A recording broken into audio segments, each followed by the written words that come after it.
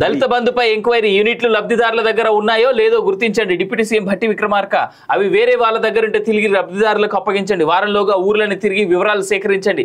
దళిత బంధు దారి మళ్లితే ఊరుకునేది లేదని అధికారులకు హెచ్చరిక. ఖమ్మం జిల్లా చింతకాని మండలంలో పథకం అమలుపై సమీక్ష అంటూ చూస్తా ఉన్నాం. చాలా ఇంపార్టెంట్. ఒక్కసారి ఎందుకంటే దళిత బంధును అమలు చేస్తామని వీళ్ళు అంటున్నారు, కానీ వాళ్ళు గతంలో కేసీఆర్ చేసినటువంటి అక్రమాల విషయంలో చాలా దాని మీద కొంత గ్రౌండ్ వర్క్ చేస్తున్నట్టు తెలుస్తుంది.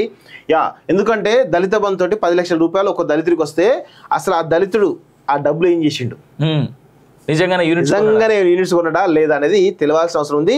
రివర్స్ పోతే క్లియర్ గా అది లక్షలాది మంది ఎవరైతే బెనిఫిట్ పొందారో చాలా మంది కూడా ఈరోజు ఏం లేకుండా ఉన్న వాళ్ళు చాలా మంది. ఎందుకంటే దళిత బంధు ఇప్పిస్తా అంటే 3 లక్షల రూపాయలు అంటే 7 లక్షల రూపాయలు ఆయన అకౌంట్లో పడతాయి. దానికి మళ్ళా థర్డ్ పార్టీ ఏజెన్సీ తోటి ఆ 7 లక్షల రూపాయలు 10 లక్షలు చేసేసి మొత్తానికి గోల్మాల్ చేసేటువంటి ప్రయత్నం చేస్తారు. ఆడ షాప్ ఉండదు, వెహికల్ ఉండదు, సూపర్ మార్కెట్ ఉండదు. ఎందుకు తీసుకున్నారో దాని యొక్క ఉద్దేశం నెరవేరేది తెలిసిపోతా ఉంది. దళిత బంధు దారి మళ్లితే ఊరుకునేది లేదని అధికారులను డిప్యూటీ సీఎం భట్టి విక్రమార్క హెచ్చరించారు. దళిత బంధు కింద మంజూరైనటువంటి యూనిట్లు దారి మళ్లితే వారంలోగా తిరిగి లబ్ధిదారులకు అప్పగించాలని ఆదేశించారు. ఒకవేళ అసలు యూనిట్ లేకపోతే పరిస్థితి అవును అంతే. భట్టి విక్రమార్క గారు సమాధానం చెప్పాలి. అసలు యూనిటే లేదు. ఇప్పుడు హుజరాబాద్ లో ఎక్కువ కూడా వస్తుంది. హుజరాబాద్ లో 17,000 కుటుంబాలకు పైగా అందరు కూడా దళిత బంధు ఇవ్వడం జరిగింది. ఆ 17,000 కుటుంబాల్లో ఉన్నటువంటి వాళ్ళు ఏం చేస్తా ఉన్నారు అనేది ఒకసారి తెలుసుకోవాల్సిన అవసరం ఉంది.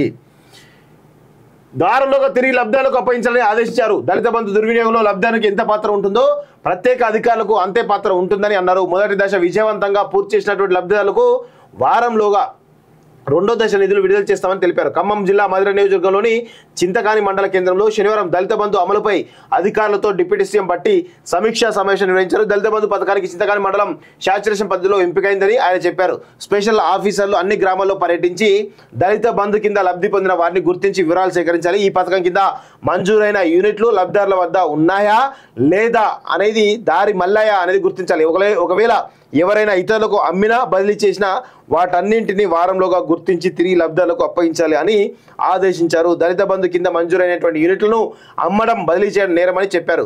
లబ్ధిదారులు స్మాల్ స్కేల్ యూనిట్స్ ఏర్పాటు చేసుకోవడానికి అవసరమైతే ఇండస్ట్రియల్ పార్క్ మంజూరు చేస్తామని తెలిపారు. చింతకాని మండలం శాచురేషన్ పద్ధతిలో ఎంపిక కాగా నియోజకవర్గంలో మరో 100 మంది లబ్ధిదారులు ఎంపిక చేశారని వారి వివరాలు వారంలోగా సేకరించాలని ఆదేశించారు. బర్రెలు గొర్రెలు ఏమైనాయి?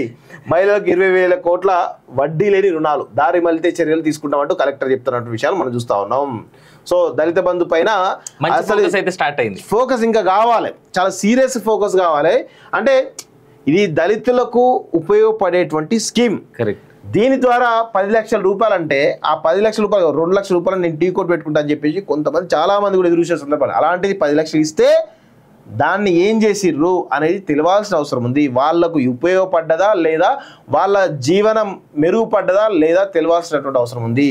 కానీ కాలేదు అనేది నా యొక్క అభిప్రాయం. ట్రాక్టర్లు కొన్నోళ్ళు ఎంతమంది, ఆటోలు కొన్నోళ్ళు ఎంతమంది, వాళ్ళు పెడతా అన్న షాపులు పెట్టిన వాళ్ళు ఎంతమంది, సూపర్ మార్కెట్లు పెట్టిన వాళ్ళు ఎంతమంది, అట్లీస్ట్ వచ్చిన 10 లక్షలతోనే ఎవరైనా ఒక ఎకరమన్నా పొలం కొన్నారా? ఇది రివర్స్ యాంగిల్లో పోతే అప్పుడు ప్రాపర్ డీటెయిల్స్ అన్ని బయటకు వస్తాయి.